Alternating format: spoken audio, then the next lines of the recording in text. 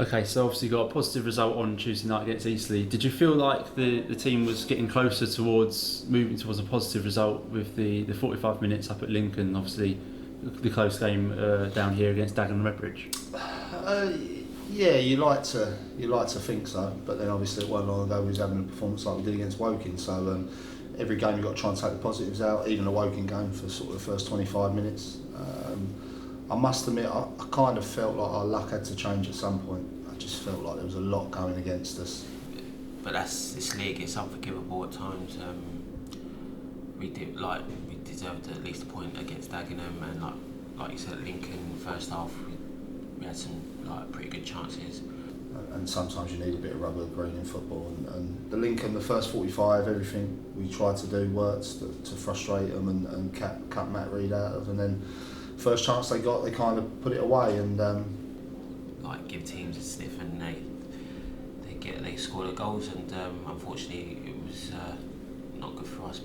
And then obviously with Wargs' mistake, which is a bit of an unusual one for Wargs, but so yeah, I think we've been spells in games we've been good, but just not consistently enough and not over 90 minutes. And probably Tuesday night was probably that. Tuesday was a good result, coming off the back of quite a few losses in the league. So hopefully we can kick on now and be better for the rest of the season. I think there's definitely been an improvement in performances. Obviously the game against Dagenham was unlucky not to get anything. I thought it was a better team throughout that night. Obviously we switched off. And that's, I think, been the story of our season really. Individual mistakes at costly times when you're in games. Even when you're 1-0 down, you're still in games and there's been mistakes made. But yeah, as I say, performances are getting there and concentration levels are going up, and yeah, we're slowly getting there. You spoke after the ECU game about the obviously the inconsistency that sort of comes with Sweeney and Paxman due to their age. Do you think that playing them together in a three with Rojo behind there to sweep things up sort of helps to sort of decrease the pressure on them, or if there's a mistake, there's sort of someone there to cover for them? Yeah, possibly. It's just something we've looked at. At this level, I just felt of late with having Jamar and sort of a free roll in behind was a little bit hard, because it's a level where a lot of teams go with a free in there or they're very strong in there, and it was something we looked at. So we sort of moved Jamar a little bit wider and have gone with a free in there, and it's worked for us. It allows Roger to do what Roger's good at, and that's sort of screen people and break things up. You always need a bit of experience in any team, whether it's in midfield, at the back, just in areas really. Just because there's a bit of know-how. Obviously, this level is a big step up, and young lads are going to make mistakes. You need to take that with the good that they do as well, because obviously Pax and Swains have done a lot of good as well. And obviously with Pax and Swings you've got plenty of legs, but as I said the other night, they are young lads, and sometimes they're going to need to come out, because when you're a young lad you have 3 or 4 games and then you sometimes need a rest. But in all fairness, they've stuck to it. As I said the other night, Swings could have sulked about being left out, but he didn't, and he went out and put on a good performance. So, but yeah, I enjoy playing behind them too, and I enjoy letting them get on and do their bit. And I'm getting in their ear constantly, trying to help them where to be at certain times. And I think the gaffer's made it a lot clearer from recently, because he's sort of said, just go man for man in midfield, and obviously with me screening there, it allows them to go and get tight. And to be fair, I fancy them when they're on it. I fancy them against most centre midfields in this league. it's just consistency. But as I said the other night, the only way as a young lad you improve and get that know-how of when to do the right things is by playing. And it's a fine line, because obviously we're in a position where we're new to the league. We're sort of down there, and we can't afford to keep making silly mistakes. So hopefully they'll learn. They play without fear. There's no fear to their game. It's like Pax. He'll get the ball and he'll go around players, and sometimes he makes mistakes. Obviously he made a mistake for the goal, but he'll learn from that.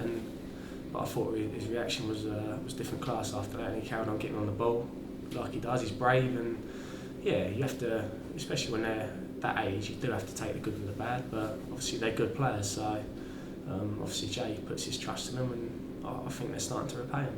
You led the line up there and ran yourself into the ground. Did you find that playing your old team gave you an extra hint of motivation? Yes and no. Obviously, anytime I do play, I do give my all. But yes, in the fact that it was my old team, and you know, I've got friends on the other side, and after them beating us at their place, I wanted to make sure I could do all I can for us to beat them here, which we did, which is good, yeah. We've also seen Alex Fisher being used as a main striker and also out wide in a front three. Is there a position that you feel he's stronger in, or is it a case of maybe adapting to the opposition or the squads around him? No, I think he can play off the front man. I think he can play up there. I think different games we're using in different ways. To be honest, I was thinking of starting him down the middle the other night, and then last minute we changed it and put Yem down and moved him out wide. And there's certain games that will suit him in different positions, and it's the same with other players. At the moment, the threes work for us, but there'll be games where we go and maybe go 4-4-2. If we had all three centre halves, I'd love to look at the 3-5-2 again. So there's different options, and I think with Flish the good thing is he's quite adaptable, and he does give us that option. I still say I think his strongest position probably will be up front. He's just got a lot to learn because it's his first sort of season of doing it more consistently, and his hold up play maybe needs to be a little bit better. His finishing needs to be a little bit better, but again he's been used out wide a lot, so that will come with time. So yeah, no, we'll swap things about. It's good for him to be alongside the likes of Yemi, because obviously Yemi's experience and that and can talk him through. So yeah, it's nice to have Flish there because, like I say, it does give us them options. Sort of the first time we've seen you in the middle of a front three, how hard is it for you to lead the line on your own up against the two centre backs? It's not easy. I'm not the tallest, but I've still got some good legs on me, which is I'm quite thankful for. But yeah, it's not going to be easy. Like obviously the centre halves in this league are going to be big, robust, and you know quite dominant in the air. But obviously I'm better on the floor, and like with people like Fish on one side, Bobby on the other, they do their fair share of hard work to help me out, which is good. And obviously the midfield runs off from Sweens and Packs, it does help me out a lot. Yeah, so yeah. There's no point in us putting things up and around Yemi's head all the time, but there's times in this league that happens, and we are in non-league football. And no disrespect to Lincoln, we went to Lincoln and they were quite direct into Matt Reed, and I do think it's an area where we need a big man, if I'm honest with you, and it's something we're working on. To sort of maybe have that option to play Yemi and Flish off of them. So it's something we're looking at. But yeah, of course the players have got to be aware, and they've got to read that. Anything we played up the sides of Eastleigh the other night, Yemi caused them sort of lots of problems and got some good chances. So yeah, the players have got to be smart enough to read when to be direct and when to keep the ball. Yeah, obviously you've got Flish out wide who puts in a shift, and Bob as well, and obviously Pax and Sweens were man for man in midfield, and yeah, I think we took it to them, and the work rates, I think that's probably another big improvement actually over the last, probably after the Woking game actually, because I thought we was poor that day, our work rate and our general round play. But since that game, I think players have started to step it up. And it's hard for like the wide men because they've got a lot of jobs to do. They've got to obviously get forward and support me, well as they've got to get back and support the midfield and support the right and left back. So it is a lot of work, which I think they have been doing quite well. So long it may continue. Moving on to Bromley, obviously they beat us here at home early in the season. I think sort of Paxton and Reek said that was one of the worst performances of the season. How does that change the motivation for the players going up there and trying to prove a point? You'd have to ask the players. I think when I played, I didn't really need motivation. You went every game trying to win it, but I'm sure it'll add a little bit of spice to it because, like you say, that was our worst performance. We've had a couple of bad ones, so to say it as our worst shows how bad we were on the night, and hopefully we can go there and put it right. What I hope is that after the performance we give the other night, in spells in the other games, that the players know that if they perform to that level, they can beat some really good sides in this league, and that should be what it should be about. Not worrying about getting revenge on Bromley. It should be that we want to sort of get a bit of consistency to us, because if we're going to stay in this division and do well and kick on, then we need that consistency. because they're like hot and cold, so you don't know what you're going to get with Bromley. We just got to make sure we got our game plan and stick to it, and put in the same work rate as what we did on Tuesday, and hopefully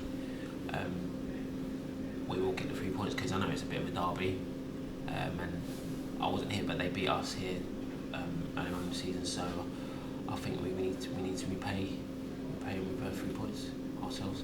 I was on the bench that night, so obviously I was watching the game, and we didn't do ourselves justice. I thought they won the game. They probably could have won it by a bigger margin.